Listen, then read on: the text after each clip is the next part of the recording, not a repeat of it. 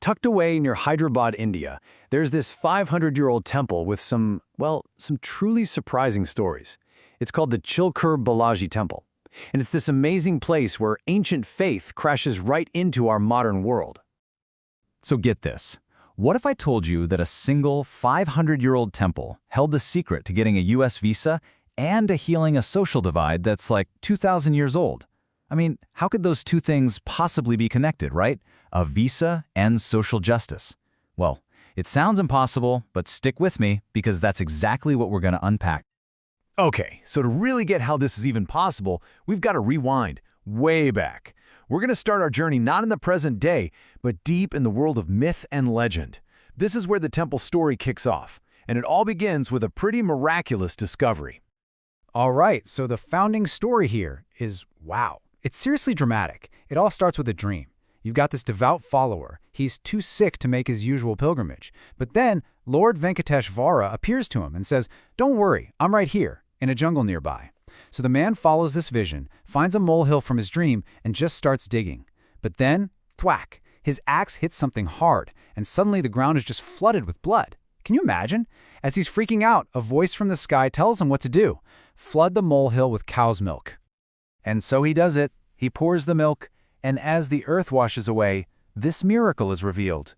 It's what's called a Swayambhu idol, which means it was self-manifested. It wasn't carved by human hands. And it's Lord Balaji. But here's the really amazing part, he wasn't alone. He was there with the goddesses Sri Devi and Bhu Devi. Now that combination is so rare, it basically screamed that this place was uniquely divine right from the very beginning. Okay, so we have this incredible, ancient, mythic origin story, a bleeding idol, a voice from the sky, the whole deal. Which brings us to a really fascinating question.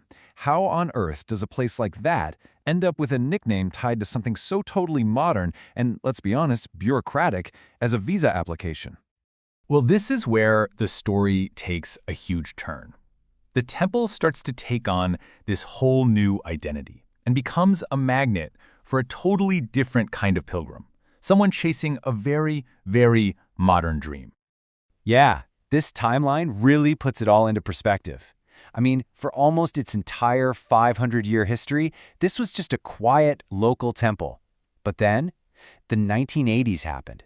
A group of software students showed up, and what happened to them would change everything forever.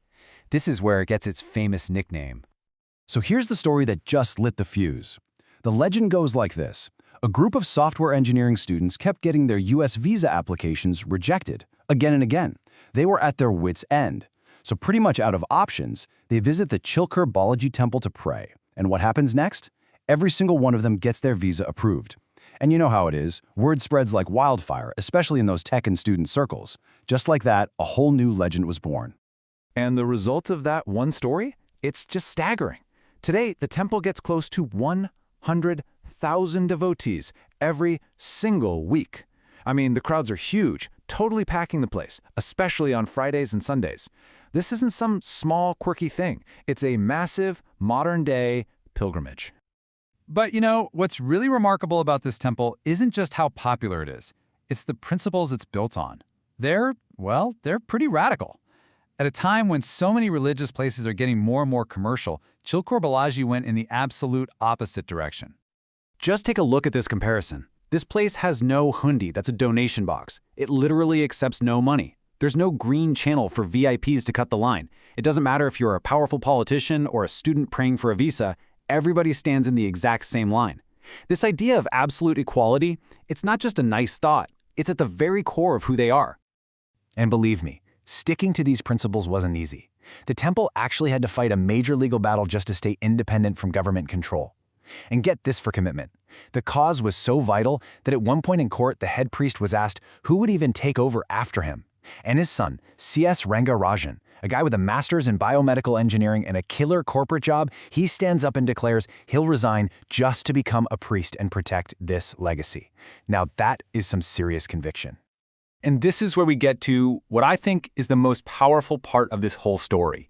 Because that fierce commitment to equality, it wasn't just about turning down money or making VIPs wait in line. It pushed the temple to do something incredible, to bring back an ancient, almost forgotten ritual, one designed to heal one of our society's oldest and deepest wounds. So this ritual is called the Muni Vahana Seva, and it's ancient. We're talking nearly 3,000 years old. Here's what it is. A priest physically carries a devotee from a Dalit, or what was once called a lower caste community, on his own shoulders right into the temple.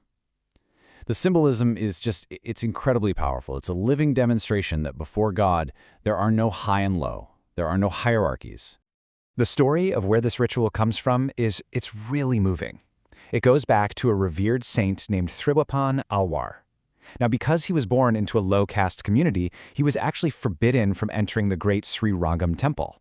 So what did he do? He just stood outside day after day singing his songs of devotion. Then one day, a high priest got annoyed by his presence and threw a stone at him, actually injuring him. But, and this is the key moment, when that priest went back inside the temple, the legend says he saw the main idol of the god was also bleeding.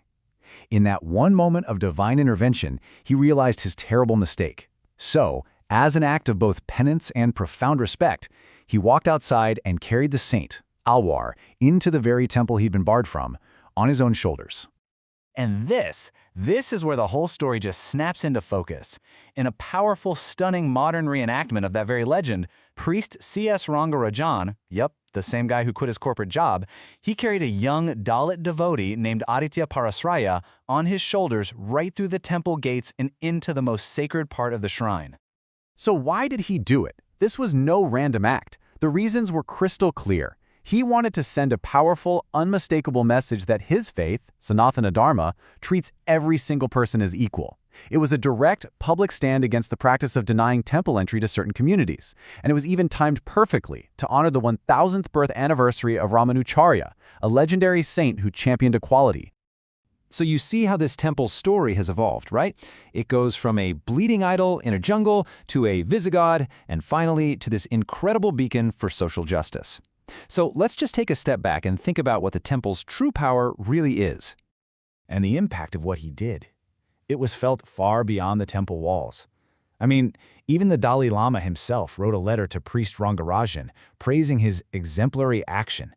He said he was personally moved by that simple but profound statement, that everyone is equal in the eyes of God. This proves it wasn't just some local event, it was a globally recognized act of healing. Which really leaves us with one last big thought to chew on. In a world that feels more and more divided, is it possible that the most powerful solutions aren't always brand new ideas? Could they be found by having the courage to revive the deepest, most humane principles from our own ancient traditions? If the incredible story of the Chilkoor Balaji Temple is anything to go by, the answer just might be a resounding